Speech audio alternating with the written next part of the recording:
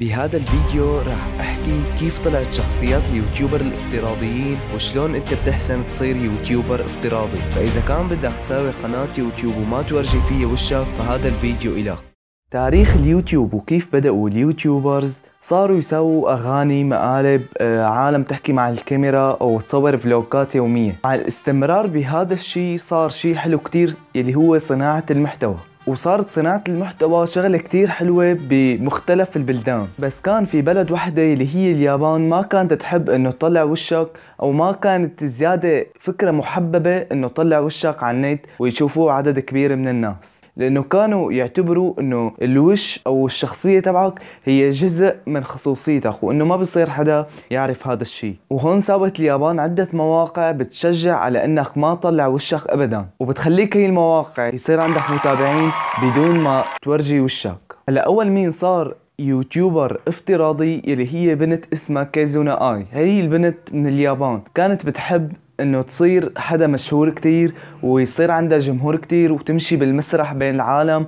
بعد ما طلعت شخصية كيزونا اي بفترة صارت الناس كتير تحبها وكتير عجبتهم الفكرة اللي عم تقدم فيها الفيديوهات تبعاتها والافكار تبعاتها بدون ما تورجي وشها، وصار في عندها مشتركين كتير من وراء انه ساوت شخصية افتراضية. هلا هون كان اليوتيوبر العادي اللي كان يحط الكاميرا ويصور كان يتعب كتير من التصوير والمونتاج والاعداد للفيديوهات. اليوتيوبر العادي كان في عنده 3 شغلات لازم يركز عليهم اللي هن التصوير والاعداد ويظبط الكاميرا ويظبط الاستوديو اللي بده يصور فيه، وكل هالامور لازم يساويها اليوتيوبر العادي لحتى يطلع بوشه. اما اليوتيوبر الافتراضي او الفي يوتيوبر كان بس انه بيوجه الكاميرا على حاله، والشخصية الافتراضية هي اللي بتتبع حركات ايديه وحركات التم وحركات الوش. وصار اليوتيوبر اللي يتعب بالتصوير والمونتاج صار ما عاد يجيب مشاهدات مثل كيزونا اي او الفي يوتيوبر. طبعا كيزونا ما هي طلعت شخصية واحدة، طلع معها شخصيتين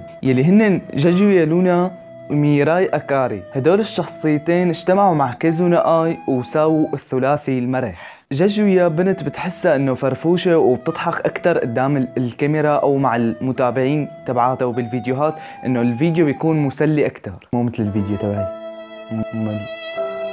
اما ميراي فعندها شخصية راكزة وهادية بالفيديوهات، وبتنبسط وانت عم تشوف فيديوهاتها بشكل عام. وهون انفجر شيء اسمه اليوتيوبر الافتراضيين. صارت الشركات والشخصيات العادية واي حدا بالعالم بده يصير في يوتيوبر.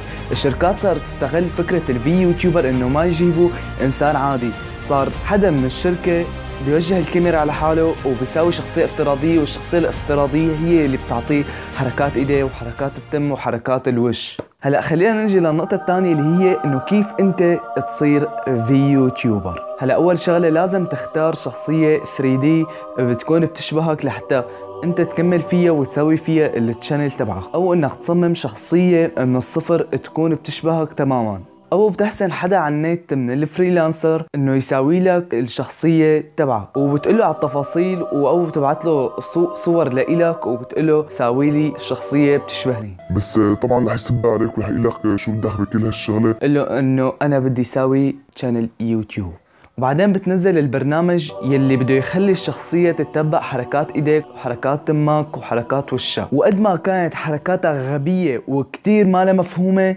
بتحسن تتبع حركاتها. لهون بيكون خلص الفيديو تبع اليوم. شوف احد هدول الفيديوهين يمكن يعجبوك وبس. انا جعفر السمان، بشوفكم الفيديو الجاي.